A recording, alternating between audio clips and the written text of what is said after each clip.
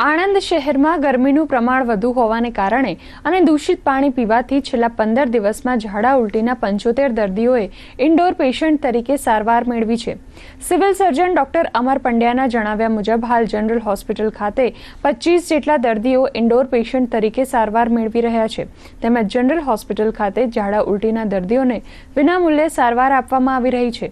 Hospital ખાતે 24 કલાક માટે ઇમરજન્સી વોર્ડ તૈયાર કરવામાં આવ્યો છે અને તેમણે સૂચન કર્યું હતું કે નગરજનોએ હાલ ક્લોરીન વાળું પાણી પીવું જોઈએ।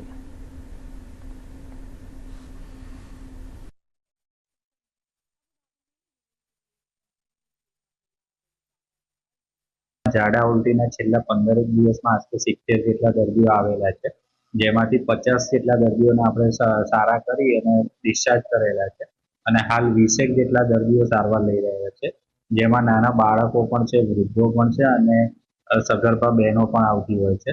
તમામને અમે 24/7 અમારા સ્ટાફ દ્વારા નિષ્ણાત તબીબો દ્વારા સેવાઓ પૂરી પાડી રહ્યા છે।